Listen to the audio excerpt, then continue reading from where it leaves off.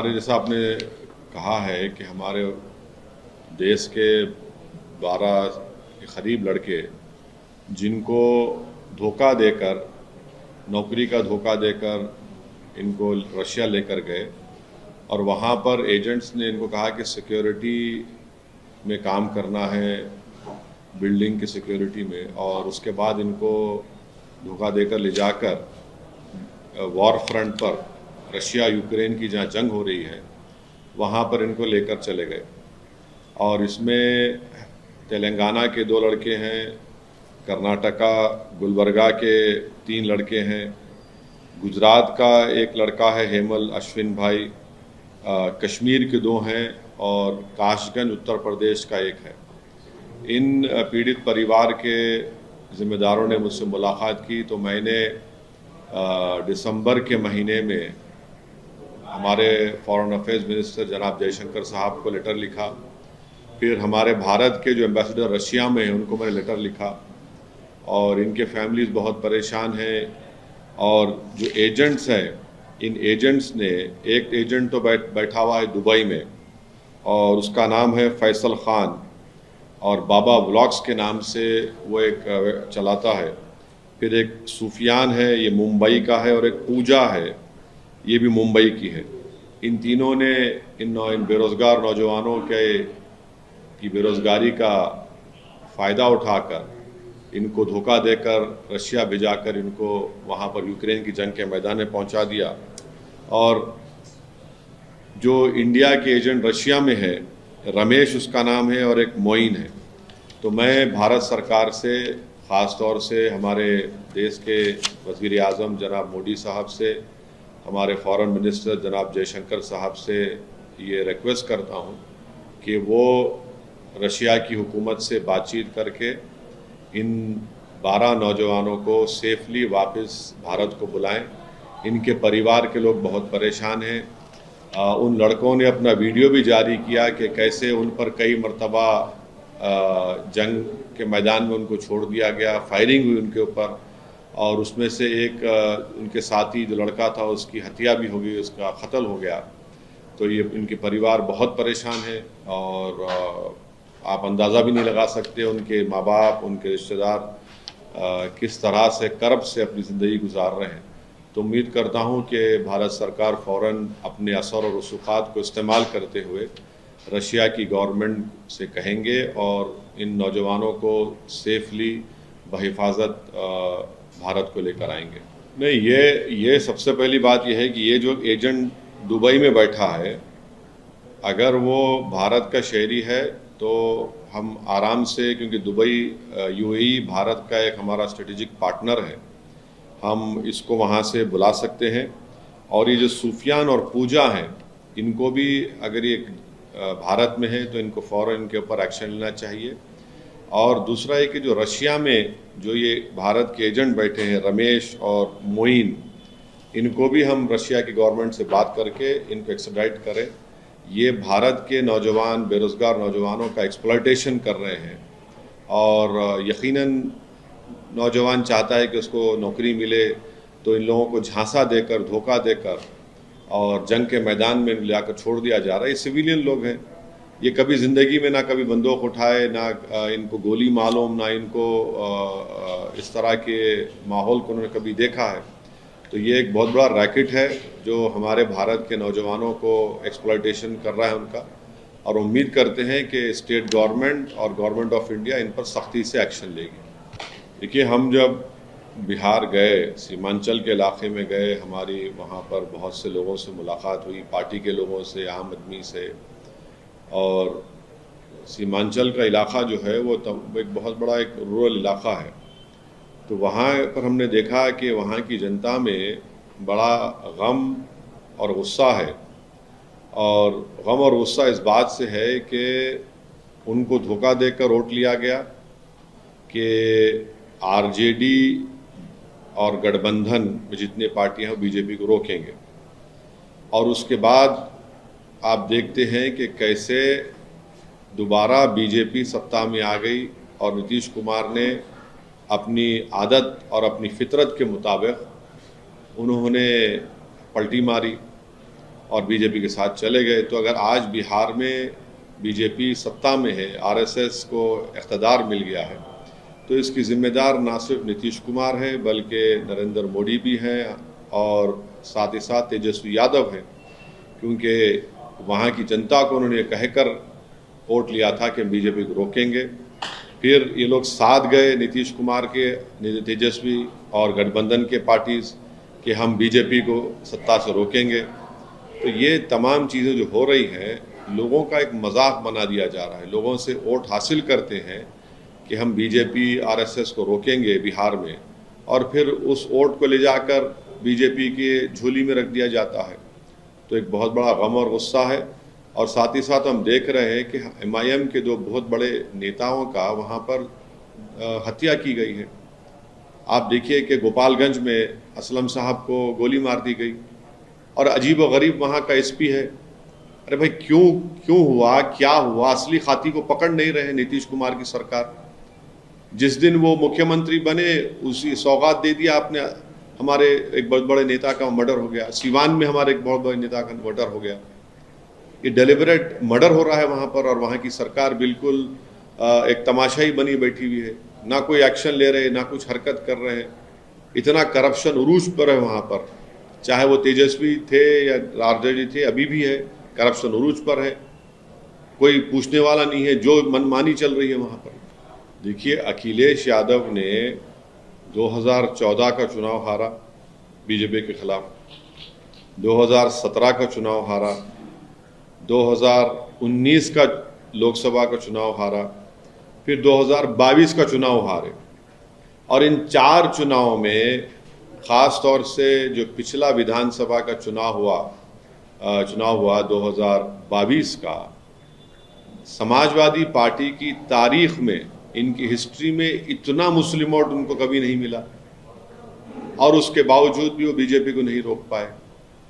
तो ये बार बार ये बोलना, ख़ास तौर से अल्पसंख्यक मुस्लिम समाज से आकर के हमको वोट दे दीजिए, हमको वोट दे दीजिए, ओवैसी को गाली देते हैं, एमआईएम को क्या क्या गालियों से नवाजते हैं, फिर भी बीजेपी को नहीं हरा पाते हैं। इसकी वजह क्या है? मैं तो नहीं हूँ उसकी वजह। कितने चुनाव हारेंगे अखिलेश यादव, समाजवादी पार्टी? तो ये गलती उनके पास है। अब फिर कहेंगे कि हम बीजेपी को रोकेंगे। आप तो 4 चुनाव हार चुके हैं। आपके सलीम शेरवानी साहब 5 मरतबा के एमपी आपको छोड़ चुके हैं। स्वामी प्रसाद मौर्य जो आपके पार्टी के वाइस प्रेसिडेंट थे, वो आपको छोड़ गए हैं। आपकी अलाई पार्टनर अपना दल की, वो आपसे नाराज़ हैं। तो ये ज़मीनी हकीकत कुछ और ही बता रही है वहाँ पर। तो अब देखते हैं, नहीं मालूम। हमारी पार्टी का यहाँ तक सवाल है। हमारे पार्टी के अध्यक्ष शौकत साहब से हमारी बातचीत चल रही है, और वो ये कह रहे हैं कि हमको भी लोकसभा का चुनाव वहाँ पर लड़ना चाहिए। कुछ सीटों, कुछ लोकसभा के पार्लियामेंट कॉन्स्टिट्यूंसी की उन्होंने हमसे बात की है, निशानदेही की है। तो हमारी बातचीत चल रही है, अभी बताना बहुत जल्द होगा। वैसे ही महाराष्ट्र में इम्तियाज़ जलील साहब वहाँ पर, और हमारे जो पार्टी के ऑर्गेनाइजेशन के लोग हैं, उनसे भी मेरी बातचीत हुई। उनका भी ये बोलना है कि हमको ये सोचना है कि हम महाराष्ट्र में औरंगाबाद से हटकर भी और भी मुख्तलिफ 4-5 पार्लियामेंट्री कॉन्स्टिट्यूंसीज पर अपने कैंडिडेट को खड़ा करना चाहिए। तो इस बारे में भी वहाँ पर बातचीत चल रही है। अभी बहुत जल्दी होगा इस बारे में कुछ बताना, उत्तर प्रदेश और महाराष्ट्र के बारे में। तो जब वक्त आएगा, हमारी पार्टी इसका फ़ैसला लेकर, जो इम्तियाज़ जलील साहब और शौकत साहब की जो राय होगी उसको हम सामने रखकर एक अच्छा फ़ैसला लेंगे। और हमारी पूरी कोशिश यही है कि तीसरी मर्तबा भारत के वज़ीर आज़म नरेंद्र मोदी ना बने। और हम 2014 में भी कोशिश किए, 19 में भी किए, और 2024 में भी हम कोशिश करने जा रहे हैं। और हम उम्मीद करते हैं कि देश की जनता बढ़ती हुई कीमतों को देखेगी, देश की जनता जो बेरोज़गारी आम हो चुकी है उसको देखेगी, किसान परेशान है, और हमारी डेप्सांग डेमचाक पर 2000 स्क्वायर किलोमीटर पर चीन की फौज कब्जा करके बैठी है। तो ये बहुत बड़े मुद्दे सामने हैं और बीजेपी जो पिछले 10 साल में जो पॉलिटिक्स कर रही है वो मेजॉरिटेरियन फॉर्म ऑफ पॉलिटिक्स को उन्होंने फ़रोग़ दिया है, उसको प्रमोट किया है। और साथ ही साथ बीजेपी ने, नरेंद्र मोदी ने भारत की पॉलिटिक्स से, भारत की सोशल लाइफ से, भारत की सबसे बड़ी माइनॉरिटी मुसलमान जो 17 करोड़ है, क्रिश्चियन भी उसमें आते हैं, इन दो अहम माइनॉरिटीज़ को और दलितों को, आदिवासियों को उन्होंने पॉलिटिकली, सोशली मार्जिनलाइज करके रख दिया है। तो ये भी एक चीज़ है। तो भाई अगर मोदी भाई है तो बिल्किस बानो उनकी बेटी या बहन नहीं है क्या? बुलाया जाए बिल्किस बानो को। फिर इनमें हिम्मत है कि बिल्किस बानो से आंख में आंख मिलाना छोड़ो, उसके करीब जाएंगे। आपने दिल्ली में 600 साल पुरानी मस्जिद को डिमोलिश कर दिया। आप सुनहरी मस्जिद को डिमोलिश करना चाहते हैं। आप भारत के पूरी मस्जिदों पर आपकी नज़रें पड़ी हुई हैं। आपने मिनिस्ट्री ऑफ माइनॉरिटी अफेयर्स का बजट कम कर दिया। आपने माइनॉरिटी मिनिस्ट्री का प्री मैट्रिक स्कॉलरशिप के बजट को कम करके उसको 9th क्लास से डेलिबरेटली आपने रिस्ट्रिक्ट कर दिया, उससे पहले ताकि और माइनॉरिटी ख़ासतौर से मुसलमानों का ड्रॉप आउट और बढ़ जाए। मौलाना आज़ाद फेलोशिप को आपने ख़त्म कर दिया ताकि मुसलमानों के बच्चे और बच्चियां फेलोशिप ना कर सकें। ये आपका है कारनामा। आप बजट तो अनाउंस करते हैं, उसका कितना खर्च होता बताइए। 2022 का जो बजट है उसमें से 38% भी खर्चा नहीं हुआ। क्या बात कर रहे हैं लोग? आपके पास एक मुस्लिम MP नहीं है, एक मुस्लिम मिनिस्टर नहीं है आपके पास। आए दिन गाली दी जाती है। जहां पर बीजेपी सत्ता में मीरा रोड में बुलडोजरों के जरिए आपने मुसलमानों के कारोबार को डिमोलिश कर दिया, घर को डिमोलिश कर दिया। हल्द्वानी में आपने एक मस्जिद को शहीद कर दिया। ये क्या है? ये तो सब आई वॉश है, ये सब ड्रामा है, ये फसाड है एकदम। तो हेमंत बिस्वा शर्मा कल कुर्ता पहने हुए थे ना। हेमंत बिस्वा शर्मा कुर्ता नहीं पहनना चाहिए, क्योंकि कुर्ता कौन दिया? कुर्ता नहीं पहनना चाहिए उनको। वो प्याज खाते हैं ना, तो प्याज कौन दिया? कहां से प्याज आई? तो इनको कहना चाहिए और कहना चाहिए कि भाई आज से मैं और भारत के प्रधानमंत्री कुर्ता नहीं पहनेंगे, क्योंकि कुर्ता आया मुगलों से। अब आप जाकर देश को आप बोलते हैं कि हम क्या बोलते हैं, आगे की सोच रहे हैं, फ्यूचर की सोच रहे हैं। आप 600 साल पुरानी बात करते हैं। अच्छा, फिर ये अकबर का भी नाम लिया उन्होंने। जो कॉन्स्टिट्यूशन की किताब पहली बनाई गई उसमें अकबर की भी फोटो है। क्या करेंगे उसको? जो फोटो डाले वो इस महाशय से ज्यादा अक्लमंद थे और वो दल बदल नहीं करते थे। संविधान बनाकर उन्होंने देश को दिया, उसमें अकबर की फोटो डाली। तो ये सिर्फ नफरत की राजनीति करना चाहते हैं। और हम जो है भारत के 17 करोड़ मुसलमान मुगलों के स्पोक्स पर्सन नहीं है हम, मगर हिस्ट्री है। हिस्ट्री को कैसे आप डिनाई कर सकते बताइए? संस्कृति के माने ये है कि मैं गोलवालकर और पंडित दीनदयाल गोलवालकर की बंच ऑफ थॉट्स, या वी और नेशन और डिफाइंड, या इंटेग्रल ह्यूमनिज्म जो किताब पंडित दीनदयाल उपाध्याय लिखी, या सावरकर की हिंदुत्व किताब, इनको मान लो तो ये है क्या? देश की संस्कृति तो कॉन्स्टिट्यूशन है। तो आप कौन होते हैं मुझे बोलने वाले? आप तो वहां पर बहैसियत आसाम के मुख्यमंत्री के उन्होंने कई मदरसों को डिमोलिश कर दिया और डिजास्टर मैनेजमेंट एक्ट का गलत इस्तेमाल करके। आप तो जो सुप्रीम कोर्ट मॉनिटर्ड NRC हुआ उसको एक्सेप्ट नहीं करते। ये वहां पर उन्होंने कॉन्स्टिट्यूंसीज को जरीमेंडरिंग करके रख दिया वहां पर, ताकि डेलिबरेटली मुसलमान ज्यादा ना जीत सके असेंबली चुनाव में। तो ये उनका हेट्रेड है। अक्सर होता ये है कि हमको बैंड बाजे के तौर पर इस्तेमाल किया गया भारत के मुसलमानों को, और बैंड बाजे की जो पार्टी होती है वो दूल्हा तो चले जाता है जहाँ पर उसका निकाह या शादी होता है, जो बैंड बाजे वाले हैं तो उनको बोलते हैं बाहर रुक जाओ। तो मैं तो बैंड बाजे का नहीं हूँ। हाँ, बाजा बजाएंगे इंशाल्लाह, हम अपना अच्छी तरीके से बजाएंगे और बड़े ज़ोर शोर से बजाएंगे। और हमारी कोशिश यही होगी, अपने जो भी हमारा जितना भी हमको अल्लाह ने सलाहियत दी है, असर रसूख दिया है, हम कोशिश करेंगे कि तीसरी मर्तबा भारत की जनता श्री नरेंद्र मोदी को भारत का वज़ीर आज़म ना बनाए। अब ये उनसे पूछना चाहिए उनका क्या है। भाई अशोक राव चौहान चले गए,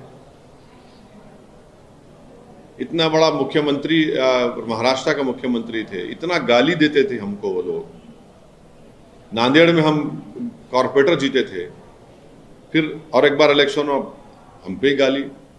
आज वो जाकर बैठ गए वहां पर। कांग्रेस का एक और नेता, आपको याद होगा, जो यहाँ पर ऑब्जर्वर बनकर आए थे तेलंगाना में, वो चले गए अजीत पवार के साथ, अजीत पवार बीजेपी के साथ। वो यहाँ पर जब थे तो खूब गाली देते, एमआईएम ये एमआईएम ऐसा।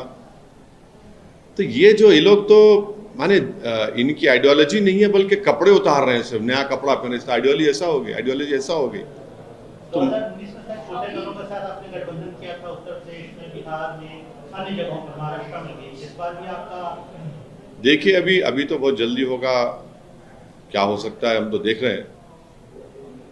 किसान आंदोलन को कैसे देखते हैं आप अभी आज इस तरीके से? नहीं, किसान आंदोलन का मैं कह रहा हूं कि एमएसपी का जो लीगल रेट बनना चाहिए, कानून बनना चाहिए, वो बनना चाहिए। स्वामीनाथन साहब का जो कमीशन के रिकमेंडेशन है उसको मानना चाहिए। और तीसरा ये है कि जो उन पर मुकदमात बुक किए गए उसको वापस लेना चाहिए। इसमें बड़ी बात क्यों है, इसमें इसको इतना बड़ा इशू क्यों बना रहे हैं? और चौथी बात ये कि पैलेट गन क्यों इस्तेमाल किया जा रहा है उनके ऊपर? ये क्या है भाई, पैलेट गन आप इस्तेमाल करके उनको अंधे कर देंगे आप? ये किसान है जो हम सबको खाना खिलाता है। आपकी राय तो अलग है, आप लोग तो उसको ऐसा दिखा रहे हैं कि मुसलमान जिम्मेदार है उसका। आप लोग ये नहीं दिखा रहे हैं कि वो जो क्रिमिनल है उसके दो साथी कौन है, मुसलमान है। एक गलती हुई है, हम यकीनन उसमें जो ख़वातीन का, महिलाओं का एक्सप्लॉयटेशन जो हुआ इसका कंडेम करते हैं, मगर इसको आप हिंदू मुस्लिम करके दिखा रहे हैं। क्यों हिंदू मुस्लिम करके दिखा रहे हैं आप? यकीनन वहां की गवर्नमेंट का एक फेलियर है, बट उसको भी आप कम्युनल कलर दे रहे हैं। वो जो मेन एक्यूज्ड है, जो भी फरार है, उनके दो साथी तो मुसलमान नहीं है ना। उसको हम जो भी अगर एक्सप्लॉयटेशन हुआ है उसका पूरी ताकत से हम कंडेम करते हैं।